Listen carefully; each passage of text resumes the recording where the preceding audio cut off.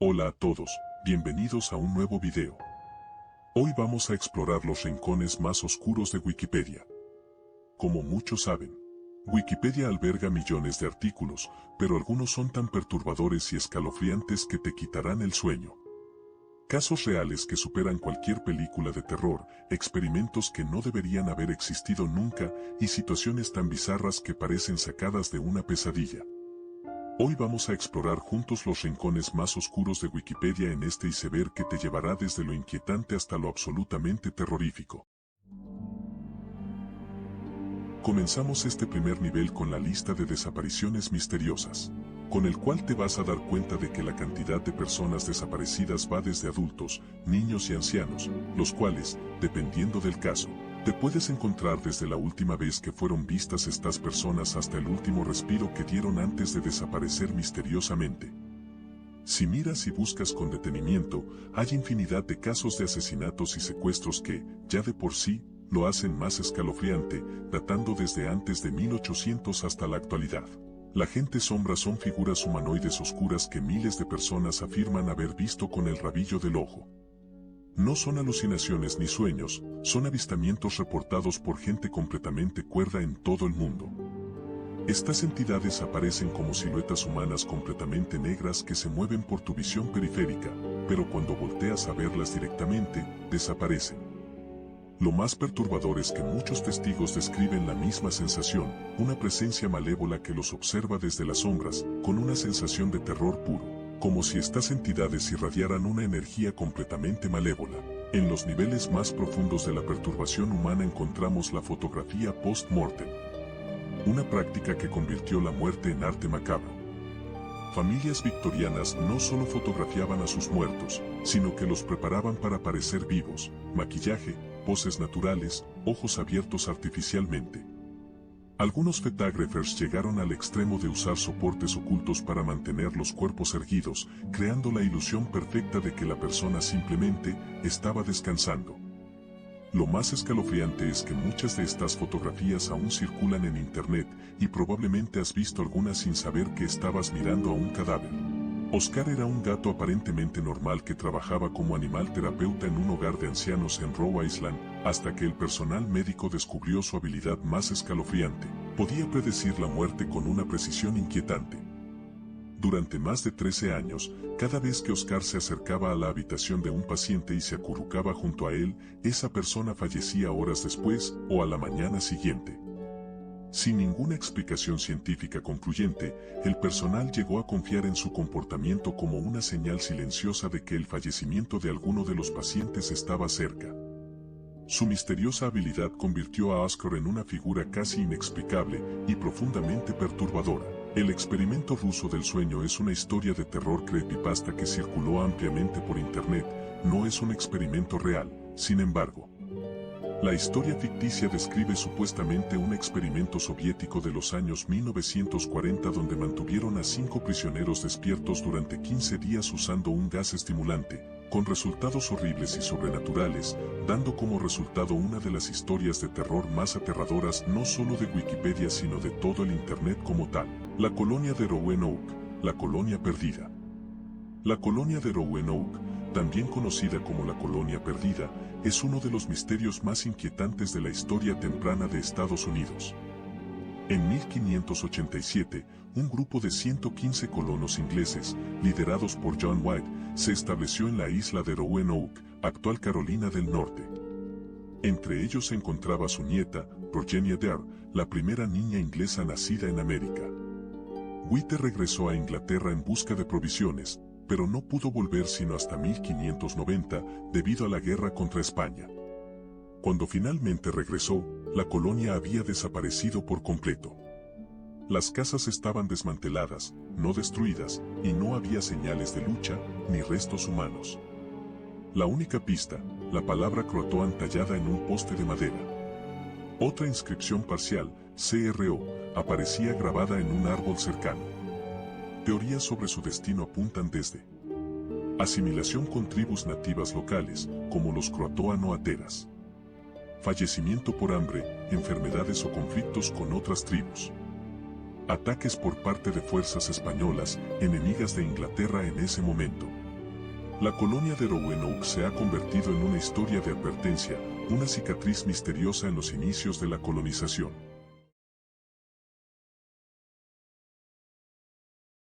MKUltra fue un programa de investigación de control mental dirigido por la CIA entre 1953 y 1973, oficialmente conocido como el Programa de Investigación de Inteligencia de Drogas. Dirigido por el químico Sidney Gottlieb, abarcó 149 subproyectos que involucraron experimentos ilegales y no éticos en seres humanos. El programa se originó durante la Guerra Fría, cuando la CIA temía que la Unión Soviética estuvieran desarrollando técnicas de lavado de cerebro. Los experimentos incluyeron el uso de LSD, drogas psicoactivas, electroshock, privación sensorial, abuso sexual y otras formas de tortura psicológica. Los sujetos de prueba incluían pacientes de hospitales psiquiátricos, prisioneros, adictos a las drogas y ciudadanos comunes, muchos de los cuales no sabían que estaban siendo utilizados como cobayas. Uno de los casos más notorios ocurrió en el Hospital Allen Memorial Institute en Montreal, donde el psiquiatra Ewan Cameron realizó experimentos de desprogramación psíquica, borrando efectivamente las personalidades de los pacientes. El programa salió a la luz pública en 1975 durante las investigaciones del Comité Church del Senado estadounidense. Sin embargo, en 1973, el director de la CIA Richard Helms había ordenado la destrucción masiva de archivos de MKUltra, eliminando la evidencia de muchos experimentos. El programa dejó un legado de desconfianza hacia las agencias gubernamentales y plantea serias preguntas sobre los límites éticos de la investigación en tiempos de Guerra Fría. El entierro prematuro era una de las fobias más aterradoras de los siglos XVIII y XIX, ser declarado muerto y enterrado vivo. No era solo paranoia, casos documentados confirman que ocurría regularmente debido a diagnósticos médicos primitivos.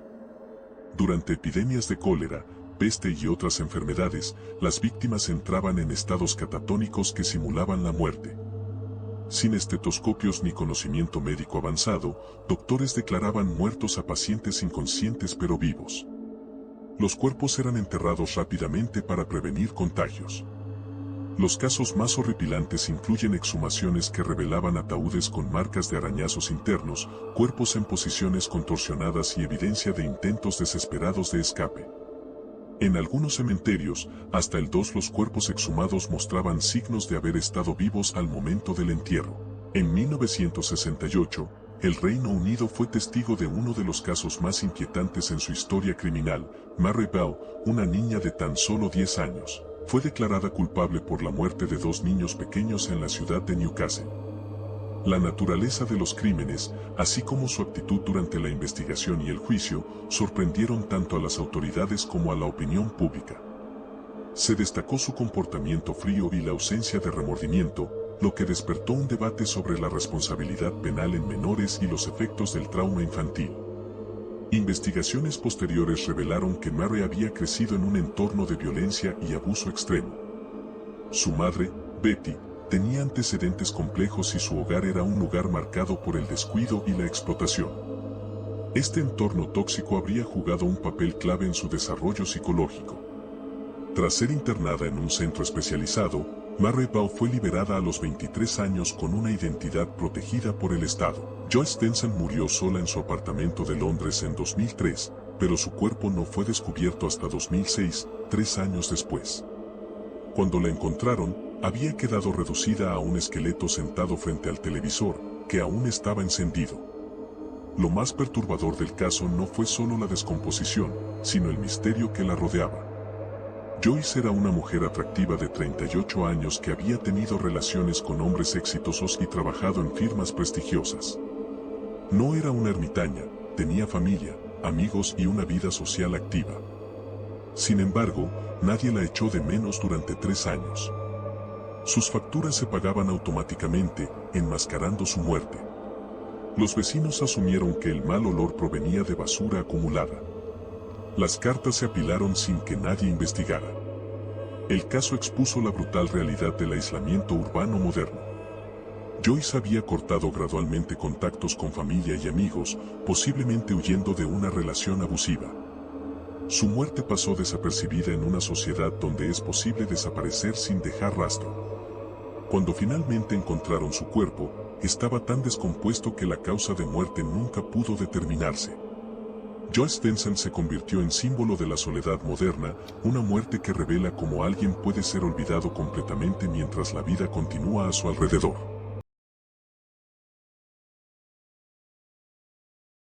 En 1988, Junko Furuta, estudiante japonesa de 17 años, fue secuestrada por 4 adolescentes tras rechazar las insinuaciones románticas de uno de ellos.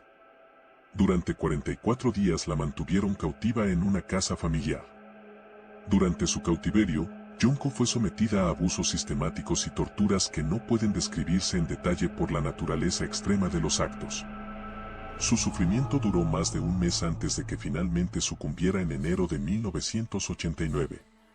Los perpetradores recibieron sentencias sorprendentemente leves, el máximo fue 20 años, debido a sus edades menores.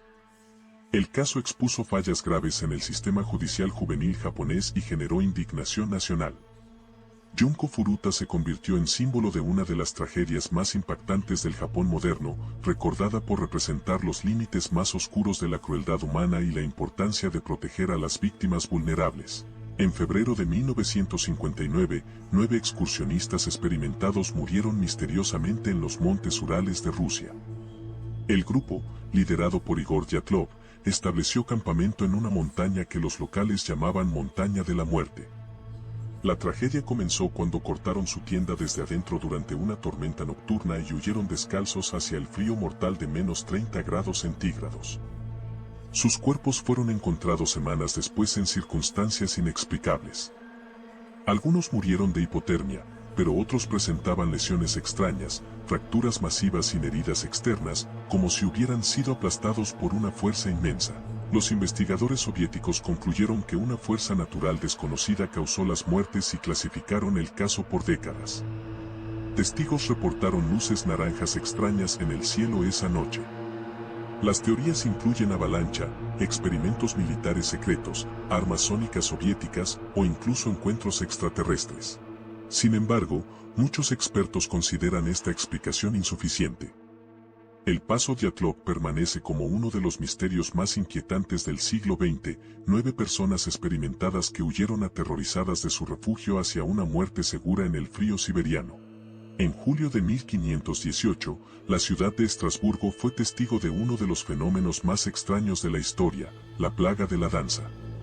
Todo comenzó cuando una mujer llamada Frau Trofea salió a la calle y comenzó a bailar frenéticamente sin parar. En una semana, 34 personas se habían unido a su danza compulsiva. En un mes, el número creció a 400 personas que bailaban sin control día y noche. No podían detenerse, sus cuerpos se movían violentamente como si estuvieran poseídos. Lo más aterrador era que las personas literalmente se bailaban hasta la muerte. Muchos colapsaron por agotamiento, ataques cardíacos o derrames cerebrales. Sus pies sangraban, pero continuaban bailando. Algunos murieron en el acto, otros enloquecieron permanentemente. Las autoridades intentaron diversas soluciones. Primero prohibieron la música y el baile, luego contrataron músicos profesionales pensando que ayudaría a bailar la enfermedad fuera del sistema. Ambos enfoques fallaron. Los médicos de la época culparon a la sangre caliente y prescribieron más baile como cura. Los religiosos lo atribuyeron a maldiciones divinas o posesión demoníaca. La plaga finalmente terminó cuando trasladaron a los bailarines a un santuario en las montañas para rezar. El Dancing Plague of 1518 permanece como uno de los casos más documentados de histeria colectiva en la historia europea. Los niños de ojos negros son una leyenda urbana moderna que comenzó a circular en Internet en los años 1990s. Según los relatos, son niños aparentemente normales de 6 a 16 años que aparecen en puertas de casas, autos o lugares públicos pidiendo ayuda para entrar. Lo perturbador es que sus ojos son completamente negros, sin iris, pupila o esclerótica visible, solo un vacío negro profundo. Hablan de manera extrañamente formal y madura para su edad, insistiendo persistentemente en que los dejen entrar usando frases como necesitamos usar tu teléfono o nuestros padres vendrán pronto. Los testigos reportan una sensación abrumadora de terror y malestar al verlos. Describen que los niños nunca parpadean, hablan en monótono y se vuelven cada vez más insistentes y agresivos cuando se les niega la entrada. Algunos afirman que no pueden entrar sin permiso explícito. Las teorías van desde seres sobrenaturales, experimentos gubernamentales fallidos, hasta demonios o entidades interdimensionales. Sin embargo, los encuentros siguen siendo reportados mundialmente, manteniendo viva una de las leyendas urbanas más inquietantes de la era digital. En marzo de 1922, 6 miembros de la familia Gruber fueron brutalmente asesinados en su granja aislada de Hinterkaifeck, Baviera. El caso nunca se resolvió y permanece como uno de los crímenes más escalofriantes de Alemania. Los días previos al asesinato, Andreas Gruber reportó señales inquietantes, huellas extrañas en la nieve que llevaban a la granja pero no salían, ruidos en el ático, un periódico desconocido y llaves perdidas. La sirvienta había renunciado 6 meses antes, asegurando que la granja estaba embrujada. El asesino mató a todos con un pico: Andreas, su esposa Casilia, su hija Victoria, su nieta Casilia, 7 años, su nieto Joseph, 2 años, y la nueva sirvienta María. Los cuerpos fueron encontrados apilados en el granero, excepto María y el pequeño Joseph que estaban en la casa. Lo más perturbador, el asesino permaneció en la granja durante días después del crimen. Alimentó al ganado, comió en la cocina y encendió fuegos. Los vecinos vieron humo saliendo de la chimenea, asumiendo que la familia estaba bien. La investigación reveló más de 100 sospechosos pero nunca identificaron al culpable. La granja fue demolida un año después debido a su siniestra reputación. Los asesinatos de Hinterkaifeck siguen sin resolverse, un crimen perfecto que aterrorizó a la Alemania rural durante décadas.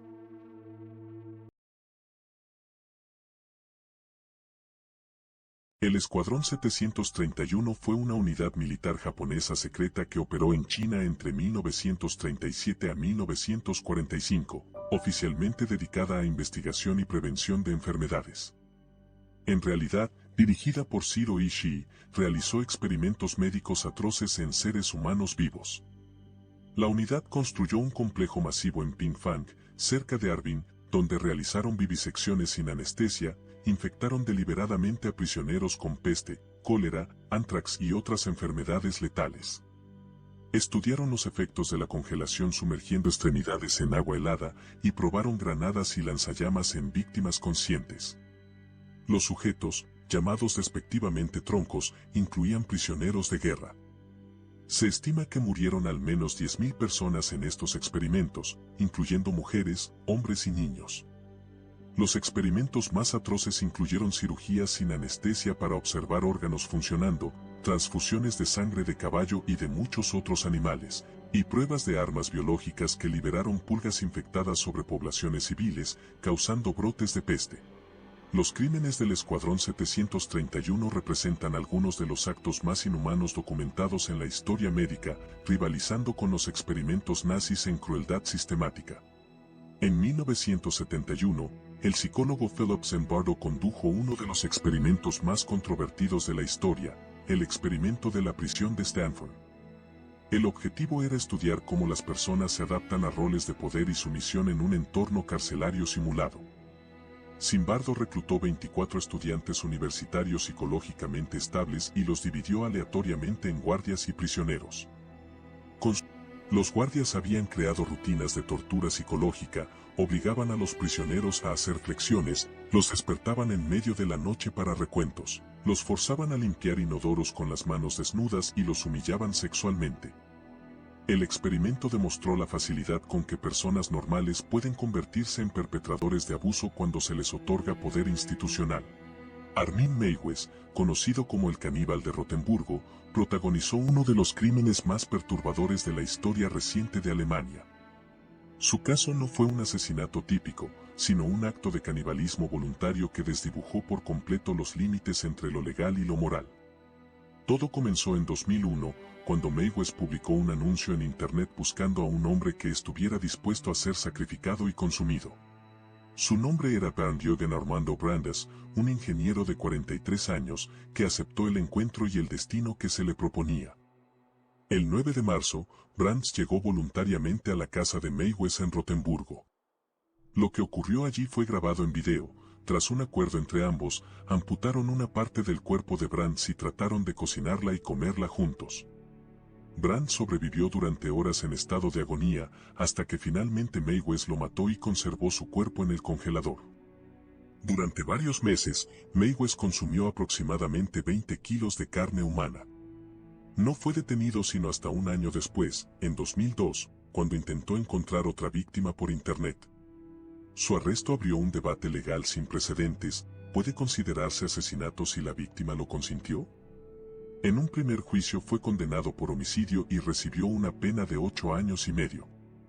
Pero en 2006, tras un nuevo proceso, fue declarado culpable de asesinato y condenado a cadena perpetua. El video del crimen existe, pero permanece bajo custodia del gobierno alemán. Nunca ha sido publicado. Nadie fuera de las autoridades lo ha visto completo. Y probablemente nadie lo hará. El trasplante de cabeza o de cuerpo completo es una operación quirúrgica experimental que consiste en injertar la cabeza de un organismo en el cuerpo de otro, siendo lo verdaderamente escalofriante de este artículo de Wikipedia el experimento de los años 1950s, donde el científico soviético Vladimir Demikov realizó experimentos aún más perturbadores. Creó perros de 2 cabezas injertando la cabeza y patas delanteras de un cachorro en el cuello de un perro adulto. Demikov realizó 20 de estos experimentos entre 1954 a 1959. Ambas cabezas permanecían conscientes y funcionales, podían ladrar, beber agua y comer independientemente. Sin embargo, la mayoría murió en días por rechazo de tejidos. El experimento más famoso involucró un pastor alemán llamado Brodyaga con la cabeza de un cachorro llamado Sapka injertada. Sobrevivieron 29 días, estableciendo un récord macabro. Estos experimentos sentaron las bases para futuros trasplantes de órganos, pero a un costo ético terrible que hoy sería considerado tortura animal. Tarrare fue un francés del siglo XVIII con el apetito más monstruoso de la historia. Podía devorar comida para 15 personas y seguir hambriento. En espectáculos tragaba piedras, animales vivos y objetos metálicos. A pesar de comer constantemente, permanecía extremadamente delgado. Tenía la boca desproporcionadamente grande, dientes podridos y un aliento fétido que se percibía a metros. Su piel colgaba en pliegues y constantemente sudaba con olor a carroña. En hospitales robaba comida de otros pacientes, bebía sangre de flebotomías e intentaba comer cadáveres en la morgue. Fue expulsado del hospital cuando sospecharon que había devorado un bebé desaparecido. Murió a los 26 años. Su autopsia reveló un esófago anormalmente ancho y estómago enormemente dilatado.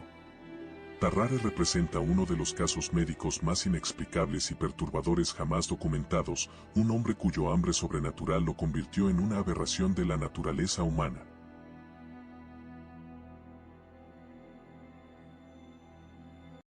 El escafismo es una de las ejecuciones más crueles que registra la historia. En la antigua Persia, los condenados eran colocados entre 2 canoas de madera, inmovilizados, con solo la cabeza, manos y pies expuestos. Luego, se les obligaba a beber una mezcla espesa de leche y miel hasta provocarles un malestar insoportable. Su piel era cubierta con más miel, dejándolos bajo el sol ardiente. Pronto, el zumbido de las moscas anunciaba el comienzo del tormento. Insectos, larvas y parásitos devoraban lentamente la carne viva, entrando por cada herida, cada orificio. El agua estancada donde flotaban se convertía en un caldo pútrido. La víctima permanecía consciente durante días. El escafismo no buscaba solo matar, buscaba borrar la humanidad de su víctima antes de que exhalara su último aliento. Albert Fish, conocido como el abuelo gris y el hombre lobo de Visteria, fue uno de los criminales más perturbadores de Estados Unidos. Durante las décadas de 1920 y 1930, se infiltró en la vida de familias humildes, ganándose su confianza, solo para llevar a cabo actos que desafían toda comprensión humana, por lo cual no puedo entrar en detalles. Se cree que estuvo relacionado con la desaparición y muerte de decenas de menores, siempre usando engaños y falsas promesas. Su caso más infame fue el de la pequeña Grace Budd, en 1928. Fish la convenció para acompañarlo con la excusa de asistir a una fiesta, pero nunca regresó a casa. Lo más macabro fue que, años después, la familia recibiría una carta que revelaba verdades demasiado oscuras para ser repetidas. Finalmente, fue capturado en 1934 y, aunque los expertos confirmaron que su mente estaba profundamente perturbada, fue declarado legalmente responsable de sus crímenes. En 1936, enfrentó su final en la silla eléctrica, describiendo su ejecución como la emoción suprema de su vida. Un recordatorio de que no es recomendable visitar este artículo de Wikipedia. Los genocidios representan los capítulos más oscuros de la humanidad, donde millones de personas fueron sistemáticamente exterminadas por su etnia, religión o nacionalidad. Este artículo detalla cada uno de estos acontecimientos a lo largo de la historia, datando desde 1490 hasta finales de 1999, revelando que el número de víctimas varía desde miles hasta millones de personas. Estos son solo algunos ejemplos de una larga lista. Cada nombre, cada cifra, esconde miles de historias que nunca conoceremos, dando detalles de cómo se llevaron a cabo tales actos, con los cuales te darás cuenta de algunos de los actos más abominables de la historia humana. Bueno, eso sería todo por hoy. Sé que estuve ausente un tiempo por contratiempos técnicos, pero a partir de ahora seré más activo. Si te gustó el video, un like y una suscripción serían una gran ayuda. No olvides compartirlo en todas tus redes sociales para que el algoritmo lo recomiende. Muchas gracias por todo. Soy Panda y nos vemos en la próxima.